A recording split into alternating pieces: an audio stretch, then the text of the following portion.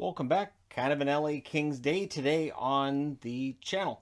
As the LA Kings, we're going to talk about their history from 1967 through until now, from when they had this look to the look that this logo emblazons now when they take to the ice. So the LA Kings have had an interesting history. They do have the 2 Stanley Cup rings now to their name, so that's important. First step, right?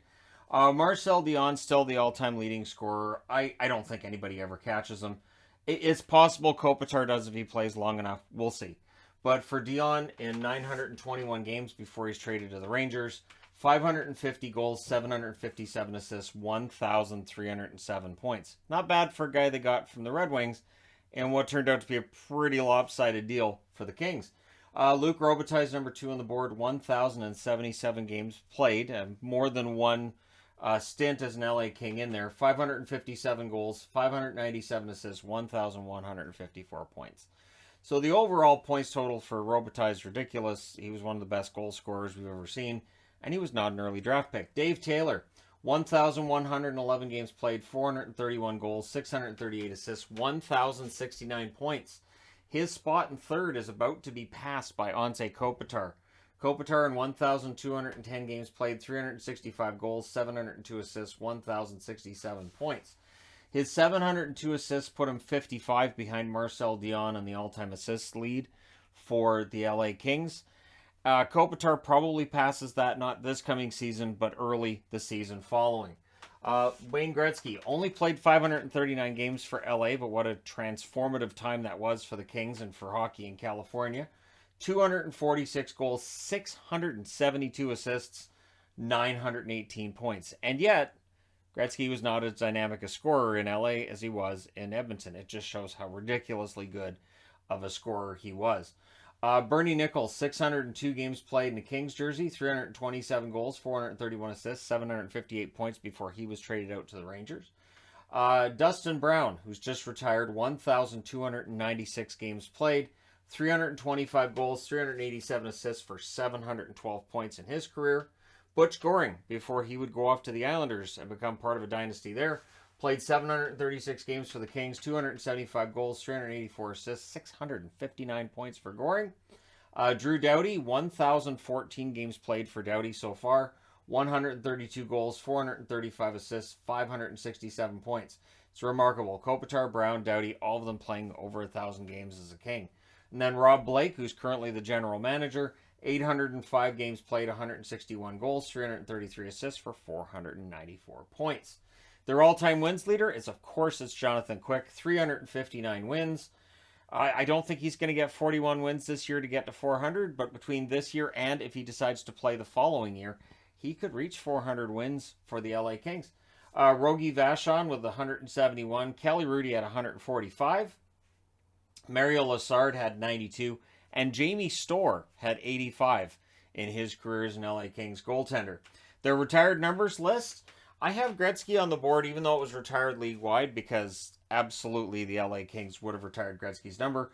Marcel Dion's number 16, Dave Taylor's number 18, Luc Robitaille's number 20, Rogie Vachon's number 30, and, of course, Rob Blake's number 4, joining all those as retired numbers for the LA Kings. Then you get over to the playoffs side of things. The playoffs, they're starting to get back into them once again after having some time off. In 2000, they lose in the first round against Detroit. That was a sweep at the hands of the Detroit Red Wings. 2001, they lost in the second round against Colorado. That was after defeating the Detroit Red Wings in the first round. They lost that round in 7. 2002, they faced Colorado again, this time in the first round. They lose to them in 7 yet again. 2010 was the next time they get back to the playoffs. They lost in the first round again against Vancouver in 6. 2011, they lose in the first round again, this time against San Jose in 6. 2012, they were the lowest seed. So there was no expectation, and this again is why when people ask, do you think this team can win a cup in the next 5 years? My answer will always be either yes or no one really knows, because it can happen. This team went from not being in the playoffs in 2009 to winning the cup as a severe underdog in 2012, with Jonathan Quick giving what I still think is the best playoff performance by a goaltender in my lifetime. 2013, they lost in the conference final. That was against Chicago in 5. That was a great setup. 2014, the LA Kings win their second cup in 3 years. And then 2015, they missed the playoffs, so they missed their chance at a dynasty there. 2016, they lost in the first round against San Jose in 5. 2018, they lost in the first round against Vegas in 4 straight, a series where Jonathan Quick was amazing and his team couldn't score. 2022, they get back to the playoffs. They lose in the first round against Edmonton this year. That took 7 games. So they've made the playoffs twice since 2016, but they are a feast or famine team. Out in the first round 1, 2, 3, 4, 5, 6, 7 times. Losing in the second round once. Conference finals once. Winning the cup twice. So, feast or famine with the Kings. When do we get back to that feast? I think Kings fans are hoping that sooner rather than later. Their Stanley Cup years 2012, 2014. Pretty basic there. Their arena is currently called Crypto.com Arena. I think it sounds ridiculous. That's just my opinion. They've been in that arena since 2000. It replaced the Great Western Forum. I miss the Forum. Never thought I'd see the day. But here we are. Their coaching history, they've had 26. A lot of coaches, starting with Red Kelly, who put up a record of 55, 75, and 20. Todd McClellan, 94, 90, and 24. The record from McClellan after what was a pretty good bounce-back year for the Kings this past season. The first goal scored was by Brian Kilray. He scores at 3:20 of the second period in what would be a 4-2 comeback win against Philly. Philly had a 2-0 lead after the first. LA came back and beat him. Their most recent goal was scored by Grundstrom at 29 seconds of the third period in a 4-2 loss against the Edmonton Oilers in Game 6. They then got shut out in Game 7, 2-0. All-time penalty minutes leader is Marty McSorley with 1,846. He, of course, played with Gretzky with the Oilers as well. Season records, Bernie Nicholls had 70 goals in 88-89. It was a remarkable season. He was never going to repeat it. Everything fell his way for 150 points that year. It was ridiculous. The assists all time, Gretzky with 122 in a single season, 90-91.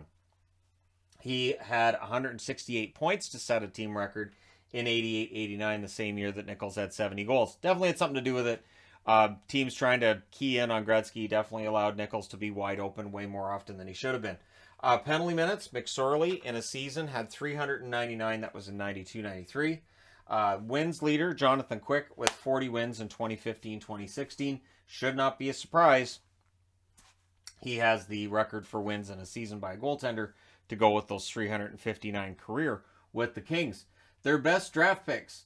1984 drafting 171st overall. They draft Luc Robitaille, who was an absolute megastar. One of the few players I actually had a poster of on my wall when I was a kid. There was Trevor Linden, Luc Robitaille, and Cam Neely. I think those were the 3. And then I had like other posters that were like just amalgamations of players and whatever. But those were 3 that were specific. So I was a big Robitaille fan in the beginning. 1980, drafted 73rd overall, was Bernie Nicholls, who went on to have that 70-goal season. Drafted 108th overall in 1983 was Kevin Stevens. Of course, Kevin Stevens would really hit his stride when he was traded to Pittsburgh. Number 72 pick in 2005, Jonathan Quick. Drafting 214th overall in 2001, they drafted Cristobal Huet. Huet was a decent goaltender when he was playing in the NHL. And then first-round picks that have played less than 100 games, they have 4 goose eggs in this board, including the number 1 pick in 1967, Rick Pagnuti, did not play a single game in the NHL. Number 7 in 1968, Jim McInally, played 0 games in the NHL. 1985, drafted 10th overall, was Dan Gratton. He played 7 games. Drafted 1 spot ahead of him in that same draft was Craig Duncanson, who played 38 games in the National Hockey League.